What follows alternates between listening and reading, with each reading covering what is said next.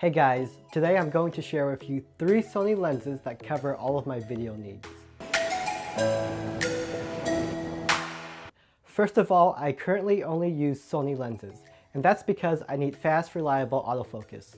Most of my shots are done on a gimbal, where I can't manually focus my lens, so I need quick, reliable autofocus to lock onto my subject. Now there are other third-party manufacturers such as Sigma, which produce good quality lenses, but because they're not native Sony lenses, the autofocus isn't as fast. All 3 lenses that I'm going to share with you today are APS-C format lenses. They all have optical steady shot, which is also known as image stabilization. They all have a constant aperture, so that means once you set your aperture in camera, when you zoom with that lens, that aperture will stay the same and you will not lose any light as you zoom further.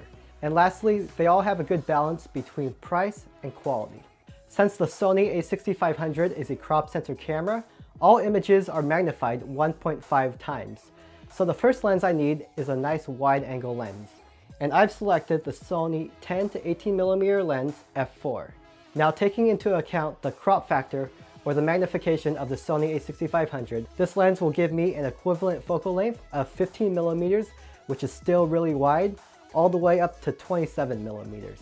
I use this lens mainly for landscape shots, and also when I'm indoors when I'm in some really tight quarters. Now there's a couple of downsides to this lens.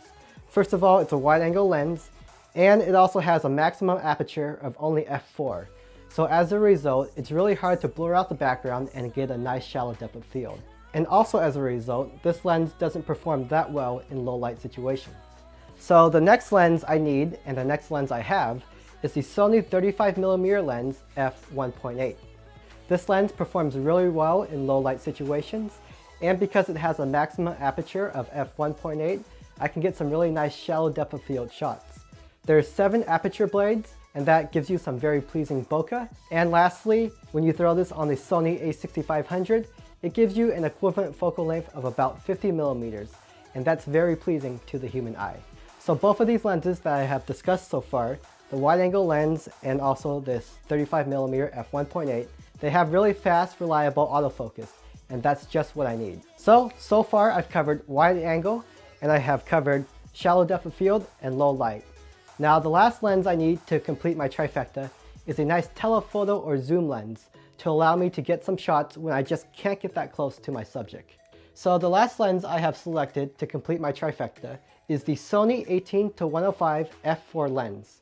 Now when you throw this onto the Sony a6500, also taking into account the crop factor again, it gives you an equivalent focal length of about 27 to a maximum focal length of about 160mm.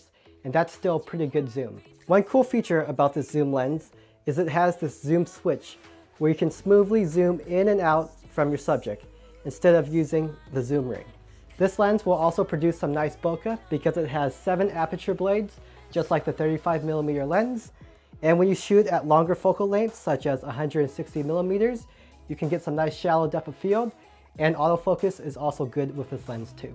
Now when combining the prices of all 3 of these lenses, they're valued at around $1,800. And that's the price of one really good Sony G Master lens. Now I feel like with this trifecta I have assembled, we have a good balance between price and also quality for all 3 of these lenses. And you also have a lens to shoot every single situation you'll need on your job. If you would like to check out any of these lenses, or if you would like to add one of these to your own collection, I have purchase links in the description below. If you have any questions about these lenses, or if you have any lens recommendations for myself, I would love to hear them. Also drop them below. If you're not subscribed yet to the channel, click on the red subscribe button, also right down below to be notified when I post my next video. Thank you guys for watching, and I'll see you all next time. Take care.